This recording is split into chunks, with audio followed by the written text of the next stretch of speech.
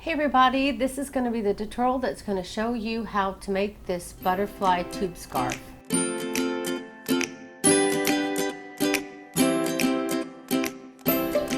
the reason why it's called tube scarf because it's made in the round, which is really awesome because it makes it double thick, and also it allows you to use stitches that you wouldn't normally get to use very easily for a scarf. Like for instance, I have this stitch that I discovered back when I first started designing my own stuff called the butterfly stitch, and I don't really get to use it for a lot of things because it's worked in the round. So it's really good for like gloves, fingerless gloves, hats, and things like that. It's difficult to really make it look good in like an Afghan or something like that. So when I saw this person share a tube scarf, I thought, oh, that's so cool. And I was doing themed posts on my Facebook page at the time, and I went to look for other tube scarves, and I only found one other. And I'm like, what? Tube scarves are so cool and they're so warm. I would love to. I've never made one, but I thought I have to try to make one. And I have all this scrap yarn that I've had forever. I have so much scrap yarn. So I thought, well, this would be a great project to use up my scrap yarn. So I went ahead and I grabbed several colors. I grabbed 5, started with 5, and actually ran out of this light color right at the very last stitch. So I got so super lucky because these aren't full. They were almost full. These two, this one here was a full skein. This one was a little bit more than half, and these were probably just about half. And then the other one, the lighter color that I had, barely had any.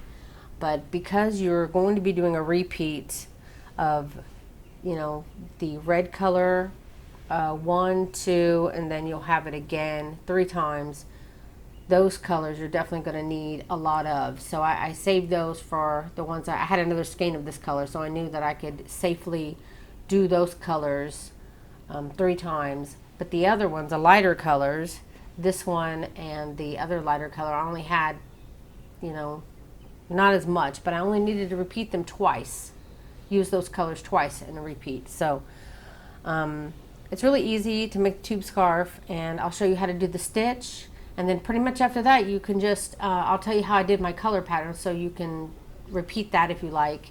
I did mix it up a little bit throughout. Like maybe I would forget and do an extra row here or there of a color, and I would just leave it. But for the most part, I did have a method to my madness. So I'll show you exactly how I did for my main part of when I switched my colors and stuff like that. So first off, I recommend getting 5 different colors. So if you have a lot of scrap yarn and you have 5 colors that really look good together, again, I told you I ran out of my lighter color. But 5 is pretty decent and made a pretty decent length scarf. My scarf measures width-wise this way, 5.5 inches or 14 centimeters. And then the whole length of the scarf was 62 inches long or 157.5 centimeters. But you can keep going as long as you want. And I used a 6mm hook or a size J hook for the US and a pair of scissors. Now, for the most part, you're not going to be using these pair of scissors, even though you're going to be having a lot of color changes, because when you change colors, let me see if I can do this. Show you here. See, I just carried my color up with me for the most part. And you want to make sure when you carry your color up, you don't want to pull it too tightly, loosely carry it up. And so I didn't really have to hide any of my tails in the middle. They just stay in the middle of the scarf, so that's awesome. And I only had to hide the tails here on like this section on both ends, the ones that could possibly pop out the end. And the very first row of the scarf is just double crochets, and I also ended the scarf with just a row of double crochets. And then the rest of it is butterfly stitch. So go ahead and choose the color that you want to use for your very first and second color, and then you can just move the rest out of the way. For this tutorial, for the purposes of this tutorial, I'm going to be using some thicker, chunkier yarn just so that you can see the stitching a little bit better. So On the camera itself, it may seem like my scarf is way bigger, but it's just because this is like thick, chunky yarn. Okay, to begin your scarf, I recommend create your slip down a bit down your yarn so that you have so that you can hide your tail and your finished product will be a lot cleaner. So once you get your slip knot, you want to go ahead, and I chained 40 for my scarf, which gave me that measurement that I showed you. But the stitch itself takes multiples of 2. So if you want to make it thicker or thinner, then just make sure that the ending chain that you have is in a multiple of 2, an even number. So go ahead and do your chain, and I will see you back here in a minute. Also, it's best for this beginning chain if you kind of do it loosely. Chain's too tight, but don't make them too loose either. Try to keep them as uniform, but not too loose, too tight. You don't want it to be too tight though. That's really important because the stitches themselves are so much looser. So if you make it too tight, then you're gonna really see on the end that it's gonna be pulling, and it won't be, you know, as even there on the end. So just make sure it's not too tight. 2, 24, 26, 28, 30, 32, 34, 36, 38, and 40. Okay. Once you have your chain of 40, you can follow your chain down to make sure that it's not twisted at all, that it's completely not twisted, and then make sure you're holding on to that ending chain. And then I'm going to go in through just that top loop only, and I'm going to leave the other 2 parts of the chain here on the bottom. I'm going to be working on only that top loop, and I'm going to slip stitch into that chain and then into the loop that's on my hook to create this ring. And again, you can check it is not twisted in any way. And then you want to chain 2, and that chain 2 is going to count as your very first double crochet of the row. And also this tail here kind of shows you your very first stitch of the row, so in itself it's kind of a stitch marker, though you don't really need it. So again, I'm only going to be using in that top and leaving the leaving the other 2 parts of the chain below. So you're going to be putting double crochets in all your stitches around. And since you have 40 chains, you should have 40 double crochets. So go ahead, take your time. Put 1 double crochet in each of your 40 stitches around, count your stitches, and I'll see you at the end of the round. Okay, when you get to the end of your round, make sure you count your stitches and that you have the same amount of the chain that you began with. I started with a chain of 40, so I should have 40 double crochets. And remember, the chain 2 at the beginning does count as one of those crochets, so you should have actually 39 double crochets and a chain 2. So at the end of the row, you want to slip stitch in the top of that chain 2 and then chain 2. Actually, chain 1. So like I said, the first and the last round will be double crochets. When it comes to the color changes, I never counted this as one of the rows of the color changes. I only counted the actual butterfly stitch as how many rows of the color that I did. I just only did this row in this color because I was starting with it, and it's the same thing with this. I did the last row double crochets only because with this color only because that was the last color I used. Row 2. We're on row 2, and you're going to insert your hook back into that chain 2 and pull up a loop, and then you're going to yarn over and only pull through one of these. Here you have 2 loops on your hook, but you're only going to be pulling through one of those loops, so only that first one. So essentially you're chaining with that first loop, and then you're going to be going into the second stitch of your row because the butterfly stitch takes 2 stitches to create. You're going to be going under both loops of the stitch, pull up a loop, and then you're going to work these 3 loops on your hook just like you would a normal double crochet. So you're going to yarn over, pull through 2, then yarn over, pull through 2, and then very important, chain 1. Always chain 1 at the end. So then you're going to come over to your next 2 stitches, because again, butterfly stitch takes 2 stitches. And you're always going to be going under both loops of the stitch. I know I get a lot of wanting to know if I'm going under both or one. I'm going under both loops. So go underneath both loops of the stitch, pull up a loop, 2 loops on your hook, yarn over, only go through one of those loops, and then you'll immediately, without yarning over, go right into the next stitch, pull up a loop, 3 loops on your hook, then you're just going to work this as a double crochet, chain 1. And then again, moving over to your next 2. So without yarning over, just insert your hook, pull up a loop, then you'll yarn over and only pull through 1, then insert your hook in the next, pull up a loop, and then yarn over, pull through 2, yarn over, pull through 2, and chain 1. And I'll show you one more time. Insert your hook into the next stitch, pull up a loop, yarn over, only pull through 1 of those, then go into the next stitch, pull up a loop, and then you'll do that double crochet as usual. Very important always to chain 1 after. Okay, so I'm at the end of my row, just finishing up my butterfly stitch, but at the very end of your row with the butterfly stitch, you don't want to chain 1, because you're going to create your chain 1 by going into this big chain 2 space. This is our beginning chain 1, and then our first part of our butterfly stitch. So this is our big old loop at the beginning, and you're going to be inserting your your hook into that loop and slip stitching.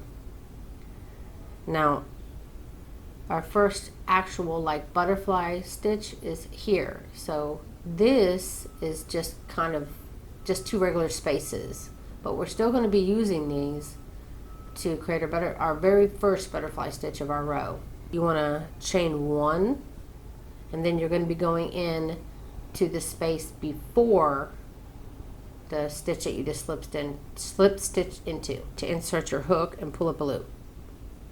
Then you'll yarn over and only pull through 1 of those, and then you'll go to the space after the ending slip stitch and pull up your second loop, and then you will create your butterfly stitch as normal, chain 1.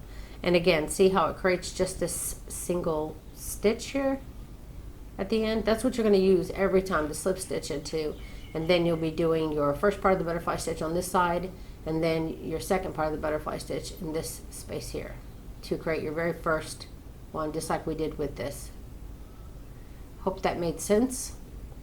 So now we're going to be using the wings of the butterfly, like I said before, which there's only like a piece of string that separates, and then I'm calling these 2 the wings. So you're going to insert it into the first wing, pull up a loop, and then only pull through that first loop on your hook, insert it into the second wing, pull up a loop, and then you'll do your double crochet as normal. And remember, chain 1.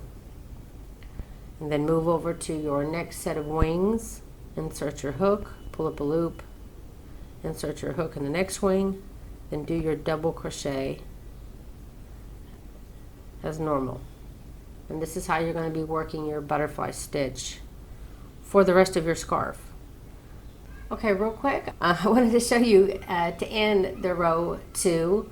Again, you want to use that big old space here at the end, slip stitch in that space, and then again you'll chain 1, and again you will start your first stitch, part of the butterfly stitch, and that stitch, the one before it, and then again after, pull up a loop, and you will finish your butterfly stitch. You'll always begin your butterfly stitch that way, and this is why I said you won't really need this, because it's pretty easy to see at the end of your row where you are. Another thing is, when you do want to change your color, let me go back to after you've slip stitched into the big old ending stitch at the end. Okay, so you want to take your new color, and I just take it and fold it like this and slip it in my loop that I had before, pull it down to tighten, And once you've got that tightened, you have your new color. And then go ahead and chain one with the new color. You can pull that first color down just to make sure it's, you know, taut with the rest of it. Keep it even.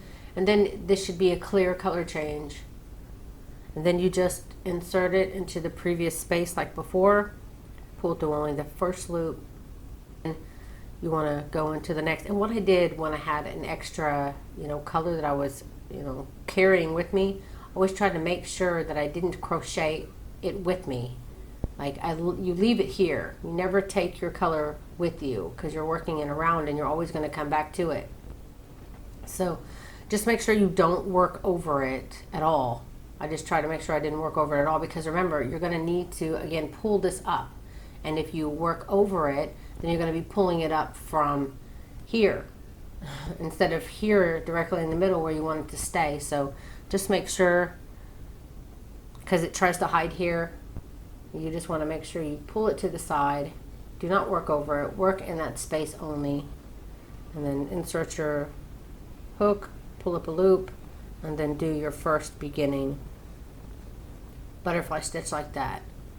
And then again, you'll be working your butterfly stitch all the way around. And I'll show you my color that I did. I did 3 rows of this first color before I did my first color change, but I just wanted to show you real quick how to do a color change. And then I'm going to go ahead and finish this row so I can show you how I carried my yarn with me. Okay, remember at the end of a row, remember you don't have to chain one. You just slip stitch right into that big space at the end and to end your round, sorry. And what I would do after that is I would just pick up, when I wanted to change colors, I would pick up my other color. You don't want to cut your yarn until you are done blending that color in. And I'll show you the color pattern in a minute how I did it. But I was doing some of one color, then when I would incorporate a new color in, let me show you this real quick. See, I would keep it, I would hold it, because in 3 rows, I'm just going to pull that color back up and use it again. I didn't want to have to keep adding and cutting and adding and cutting. So I would just pull it up. And how I did that was by keeping my yarn attached. So on the inside here, you can see that I still attached, and I just bring it up. So I'm going to bring up this color and pull it through my loop.